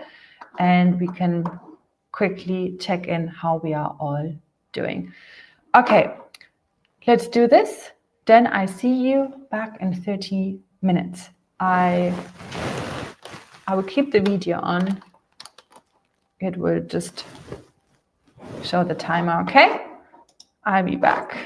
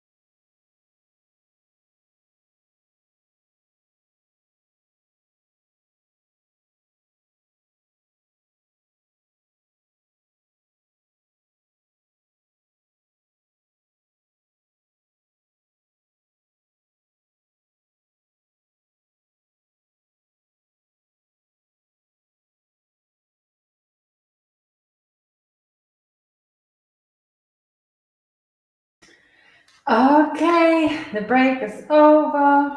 Had some food, had some rest. Awesome. We have our last 25 minutes of this workshop today. And I want to share with you what our next steps are so that you know what to do next. Let's do this. I'm going to share my second camera. Oh, and I'm sharing. Can you hear me? Can you actually hear me? Let me see. No, you won't be able to hear me. Okay, I think you should be able to hear me now. Hello, if you can. Were you able to hear me before? I'm not sure if you were able to hear me before. You say yes. Okay, wonderful. So let's get going. I'll share my second camera. We had quite beautiful 2 days. We've got so much done, so much focus. I really enjoy this. Okay, yes before and yes now. Okay, awesome. I changed the microphone because I took off the microphone earlier and I don't know where I put it. Anyway, so let's make some space here.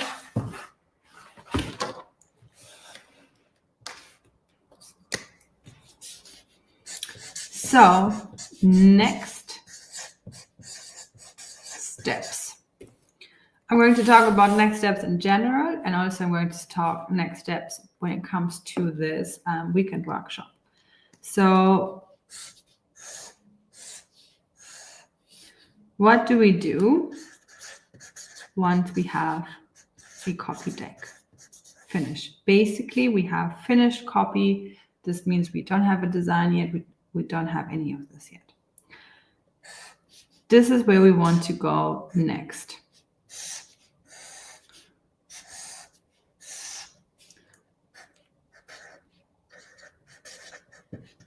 We want to look for inspiration. I touched on this earlier a little bit. We want to create a little bit of a mood board.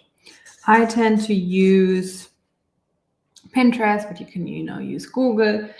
The purpose is that you want to get a little bit clearer of what type of binding you want to have, what type of material it is that you like. And it can also be very helpful just to go to a stationery store and then go through some products and touch them and look at them. What is it that you like? Take photos of what you like. You just want to get a little bit more clarity here, because when we want to go into design, what is the designer going to do? It's going to ask, she is going to ask you, what are you going for? And you want to be able to show something. So we have here the design. You want them to see, okay, this is what I like.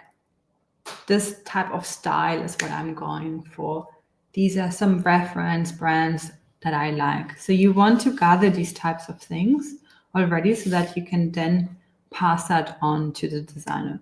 The designer is going to create a PDF, and that is then going to go for the manufacturing. Those are the next steps, and the only next steps that I would focus on right now: getting the inspiration and finding a designer. Now, how do you find a designer? This is a very common question that I get. And what do you look for? I'm going to share a few websites and what you want to make sure they have. Not every designer is the same, and you want to find designers that have print experience. If they work on Canva, that's a no-no. Canva is not perfect for the printing. There's going to be slightly shifts throughout the pages. Even if you duplicate a page, there's it's just a few millimeters, but they're not all even. You want these types of things to be right. So they have to have print experience. Of course, there are places that you most likely are familiar with, like Fiverr, Upwork. These are some of the places that you might be familiar. On both, You can find really great designers, but you can also find really rubbish ones. So what we recommend is creating a job posting where you specifically look for a print designer and show what your style is. Because there's all sorts of different styles. Just because someone has experience in print doesn't mean that they tend to create designs that you like. So you want to see their portfolio. You want to also share what it is that you particularly like and what you have in mind. Most important is that they work with print. You can often filter this by InDesign. InDesign is the program that they tend to use. If you are quite experienced or creative, let's say not even experienced, let's say creative. Let's say you're really good with Canva, then I would recommend you, one of my clients actually, she is a InDesign professional, and she's been doing print design for like 20 plus years, and she teaches how to create your own InDesign files yourself for a very affordable rate as well. For anyone who's like already very creative and you want to create your own design, this is a recommendation that I can make, like the DIY InDesign version. So you learn how to use this program to create print-ready files. But if you're not great at design, then I would recommend getting a designer and look for people that specialize in print or in InDesign. And there's also another site that I want to share with you. Let's see.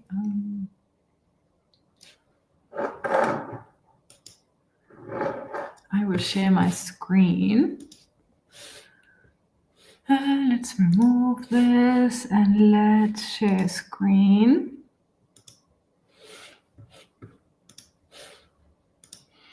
There's this page called Dribbble, and you can sort it here also by print, and you can find different designers here as well. It's like a designer platform to find designers. Of course, there will be lots of different pricing. So here you want to first contact them and see if that fits the budget. If it comes to budget, I often get a question, what is my rough budget? Roughly 1,000 to 2,500-ish is my budget. And that's what I tend to want to pay a designer.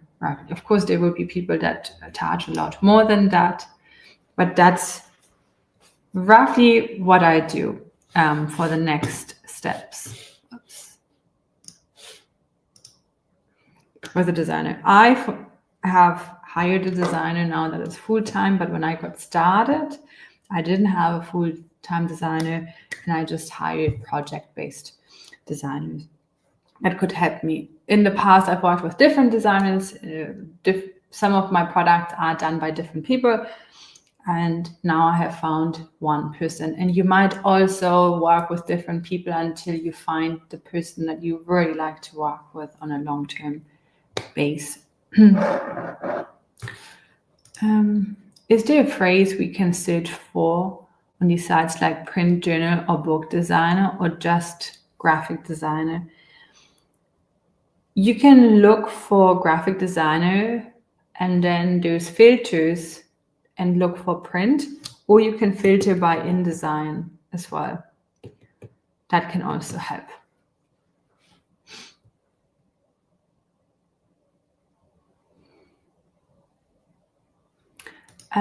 Could you share the link? Yes, I will share that in our school platform. Let me just put this in here. Monique's course.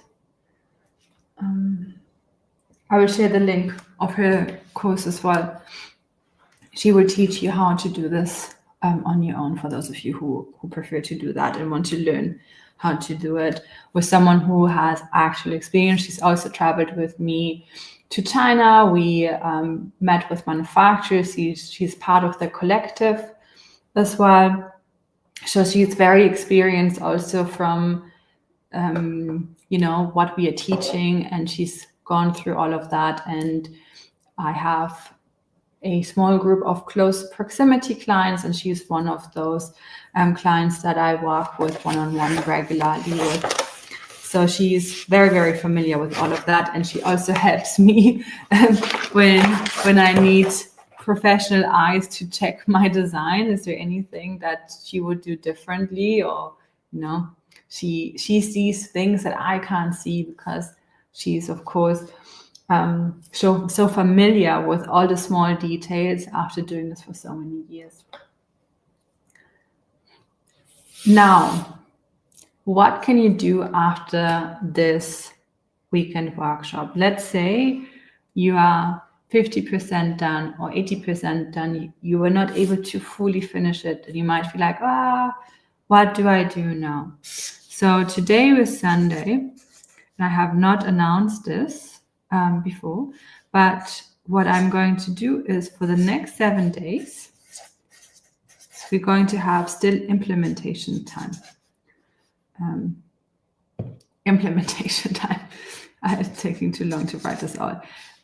So until next Sunday, from this Sunday until next Sunday, there is implementation time. That means that because I'm refreshing some of the content inside of Impact Stationery Creators, so I'm recording smaller bits and pieces of what we've done this weekend and breaking the steps down. I will be adding them here into our community for those 7 days to support you to go through the steps. You will also be able to still post in the community. I will be able to see this still, and you have a bit more extra time, because I know that this can be needed.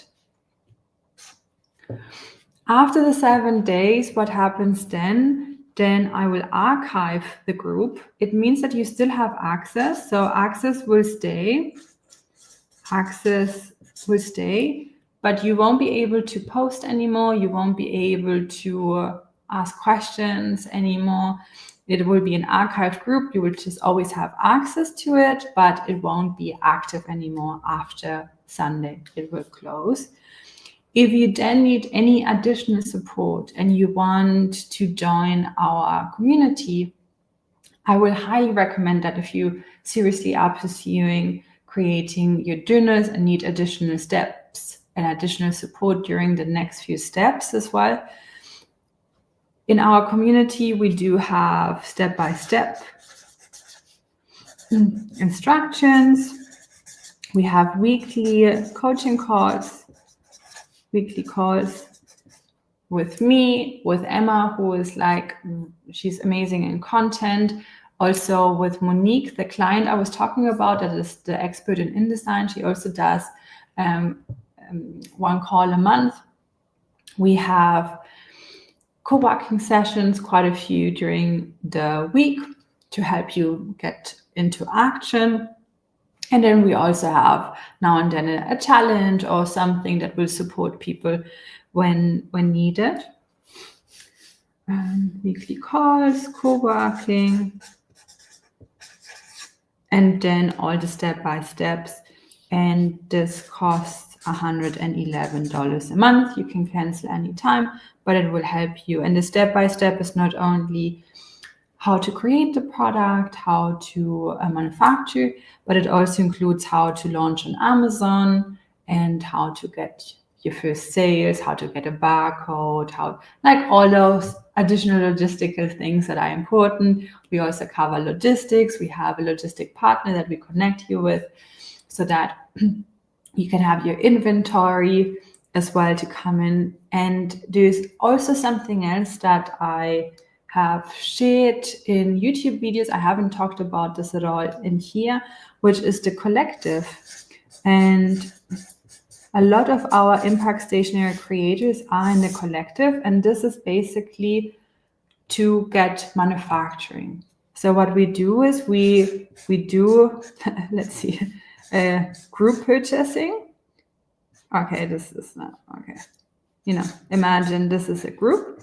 We are a total of In the collective, we are already over 100 people inside, but inside Impact Stationery over 200. And together, we work with manufacturers and we get better pricing and we get more variety with the top manufacturers. It is put here a crown. If you go to a stationery store anywhere and you go and, take the typical Leuchtturms and, the big brands that we know, our manufacturer creates these. And they usually don't work with companies or brands that don't order like a massive amount of products. We were able over the time to negotiate with them because together we are many and together we order quite a lot. So we are already at over 500,000 units collectively together with what I'm ordering. And the manufacturers that we work with, not only one, we have one is the biggest one, and there are a few other ones. They have agreed to give us very special conditions that on your own, it's impossible to get. So they've given us conditions that you can start as little as 1,000 pieces with like your very own product, but for very fair pricing, right? So usually if you go and just ask a manufacturer close by how much it will cost you to get 1,000 pieces done. Actually, Monique, the designer and client of mine that I've talked about earlier, she recently asked a manufacturer and they quoted her $15 for 1,000 pieces to get her very own journal manufactured. These are typical prices. This is just try and ask someone, you will notice that how expensive this is. Now, that would mean that you have to invest $15,000 just for your first inventory, and that is way too much. Lots of risk. This is not usually what we do. So what we were able to do is through collaborating with these manufacturers and together having so many units and also having created these relationships, we can often get the same product for like $3 to $5 a piece.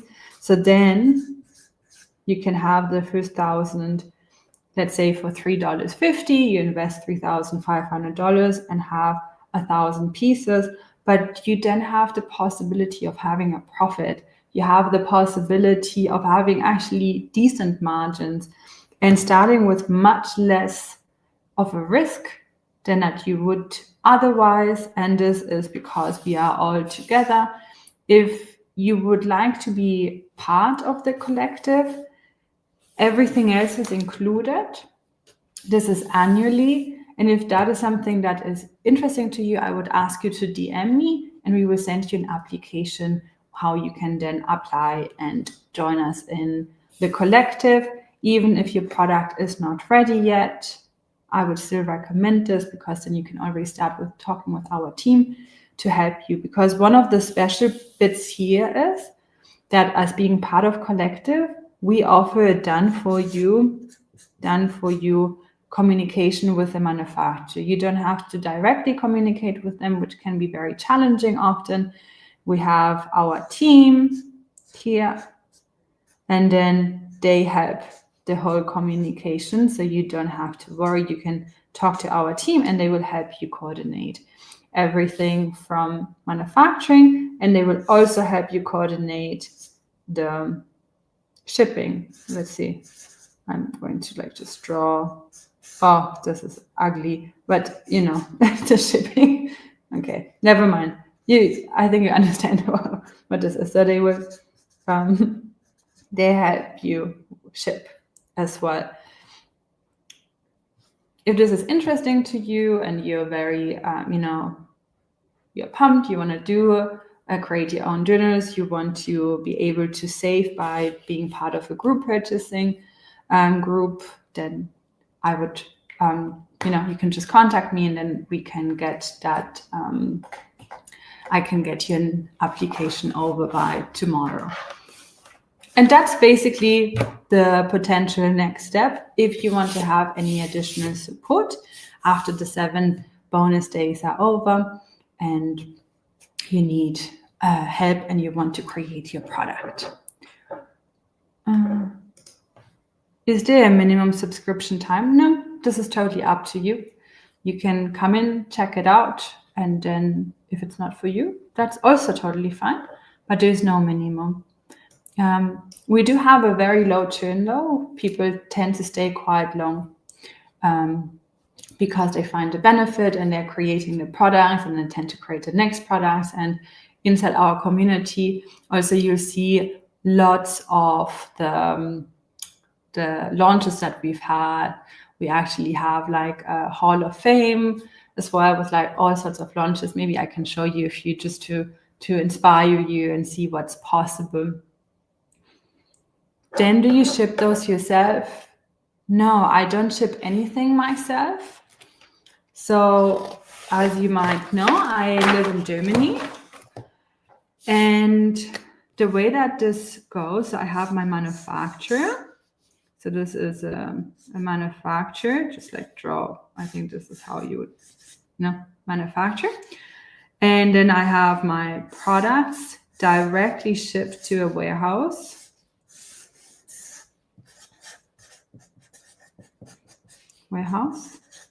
And because I mostly sell on Amazon, as soon as there is an order, so we have Amazon takes care of orders. So orders, they take care of customer service.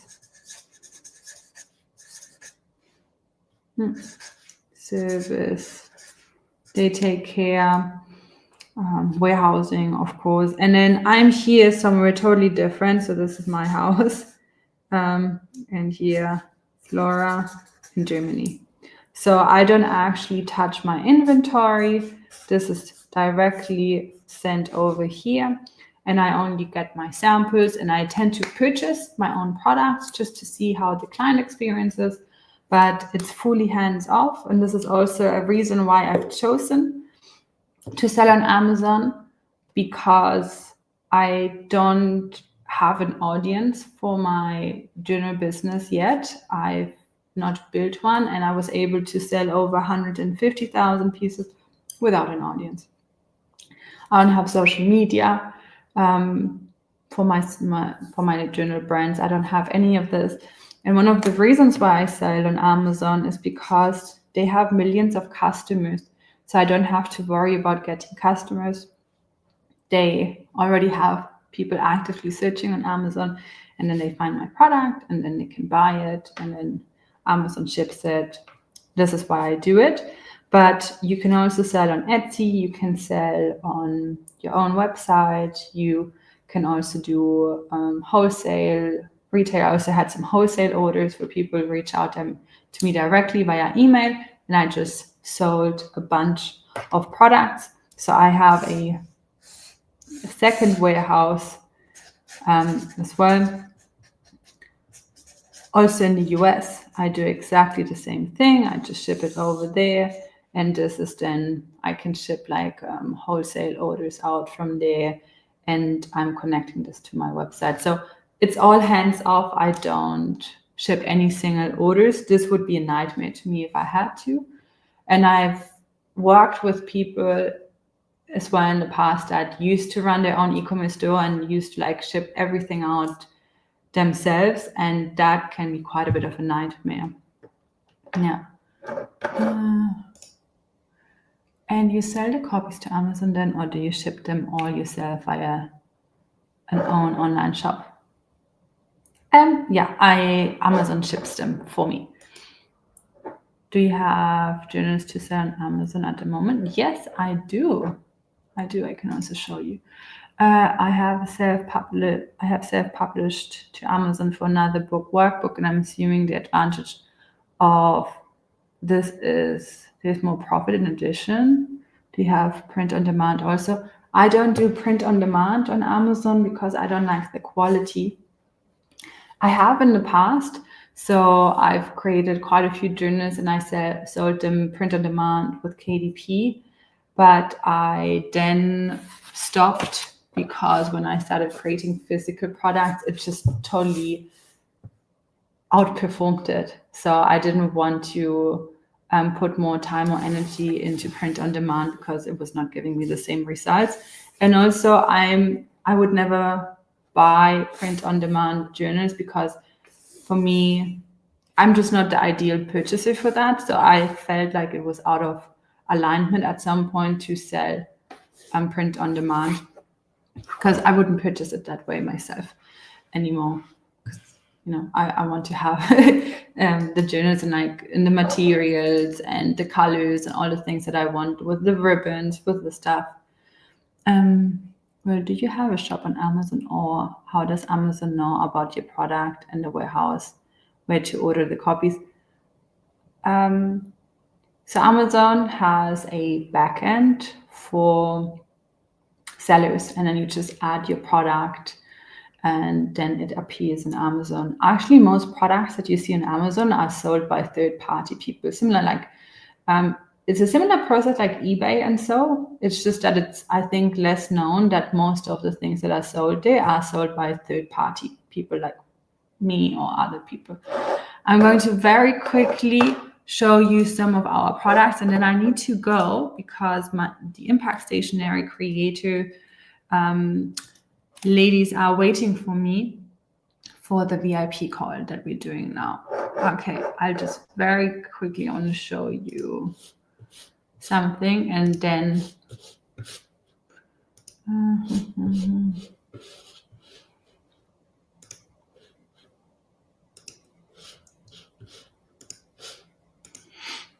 okay, so this is Impact Stationery, how it looks from the inside, but when I wanted to show you,